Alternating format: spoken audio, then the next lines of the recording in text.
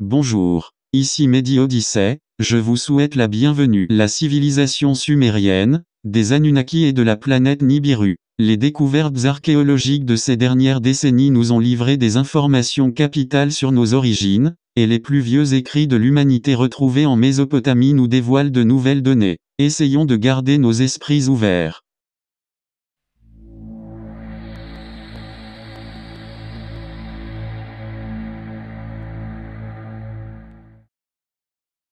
Okay, Houston, we've had a problem here. Can say again, please.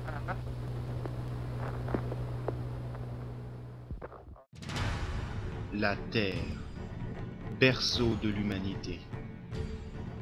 Cette sublime planète abrite une multitude de formes de vie. Biologiquement parlant, la faune et la flore de cet astre en font la planète la plus riche de notre système solaire. De la plus petite bactérie aux animaux les plus imposants, la Terre semble être un joyau de vie posé dans le cosmos. Mais cette planète abrite une espèce particulière. Les hommes, Homo sapiens sapiens, semblent se différencier du reste des formes de vie de cette planète. L'humanité se développe à la surface de la Terre à une vitesse prodigieuse, maîtrisant en partie les forces de la nature et produisant par son intelligence une technologie toujours plus avancée. L'histoire de l'humanité commence il y a 5500 ans, avec l'invention de l'écriture. Les faits antérieurs à cette découverte sont donc préhistoriques, puisqu'ils précèdent l'histoire. Cette invention révolutionnaire fut mise au jour par la première civilisation humaine connue, les Sumériens. Ce peuple se développa en Mésopotamie, dans le sud de l'actuel Irak. C'est donc dans cette région que les hommes passèrent du statut de simples chasseurs-cueilleurs à une société complexe, régie par des lois et développant toutes les bases de notre société actuelle. Ce qui est exceptionnel dans la découverte de la civilisation syro-mésopotamienne, qui ne se fait que depuis un siècle et demi, il faut bien en prendre conscience, ce qui était exceptionnel, c'est qu'on s'est aperçu progressivement qu'il s'agissait d'un monde extrêmement diversifié, extrêmement développé et qui, au fond, avait expérimenté déjà beaucoup de modes de vie, beaucoup d'expériences sociales dans un univers que nous ne connaissions pas. Nous avions l'impression que tout commençait avec la civilisation grecque et on s'est aperçu qu'il y avait eu quelque chose avant et que cet avant avait eu une influence sur le devenir de la civilisation à l'époque classique. La documentation nous montre qu'ils sont présents dans le sud de l'Irak à partir de l'invention de l'écriture, c'est-à-dire 3400 avant notre ère. La civilisation sumérienne nous apparaît brutalement en tant que telle parce qu'ils ont écrit, ils ont inventé l'écriture et ils ont écrit leur langue. On a découvert ces textes, on ne les comprenait pas, on ne savait pas les lire. L'écriture qu'on dit cunéiforme, qui s'est écrit sur des tablettes d'argile, sont des signes très compliqués. On commence à les comprendre depuis une petite dizaine d'années. Dès lors, massivement, la civilisation sumérienne nous apparaît. Cette langue est un des grands véhicules de culture de toute l'humanité. Cette civilisation sumérienne naissante réalisa un véritable bond évolutif en seulement quelques siècles.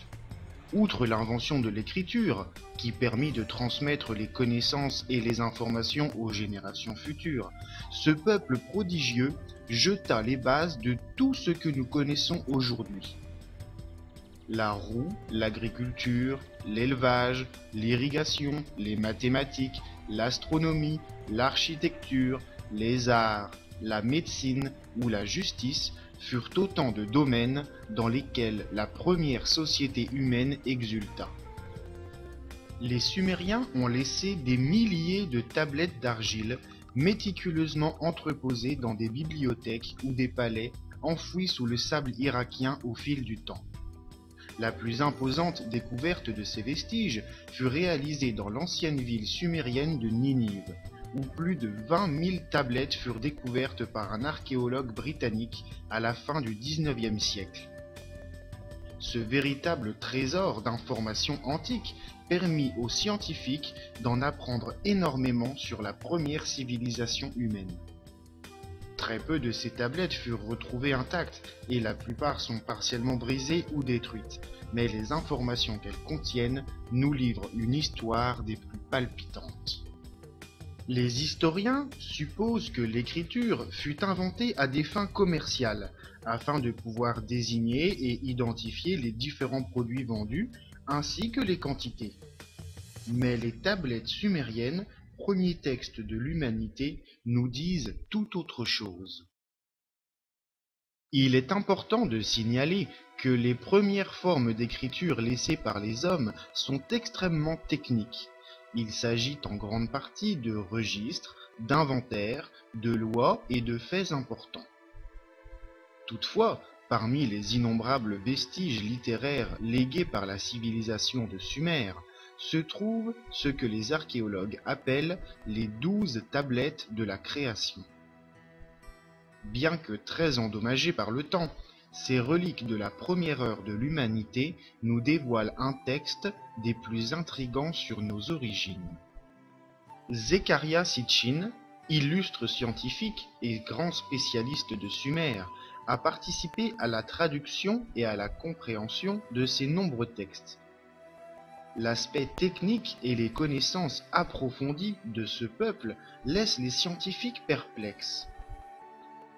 En effet, les Sumériens possèdent une vision de la création du système solaire et de la Terre particulièrement précise et juste, ce qui sous-entend qu'ils envisageaient le monde dans sa complexité physique telle que nous la connaissons aujourd'hui.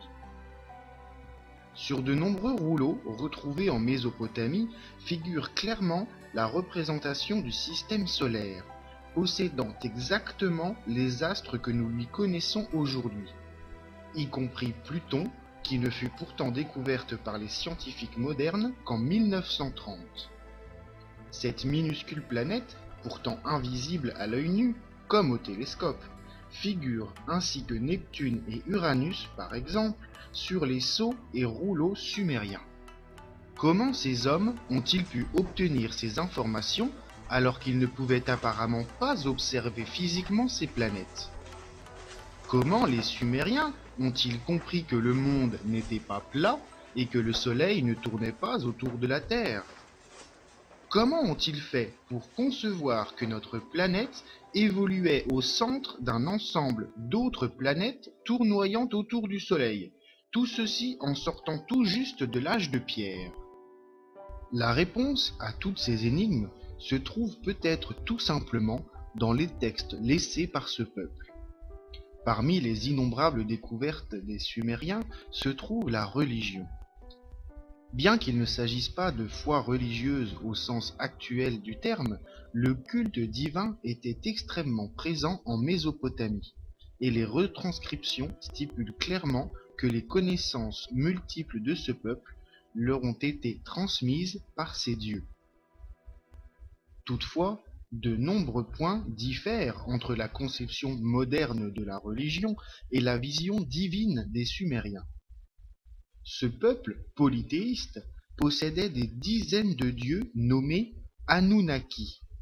En sumérien antique, Anu signifie les cieux, et Ki peut être traduit par la terre.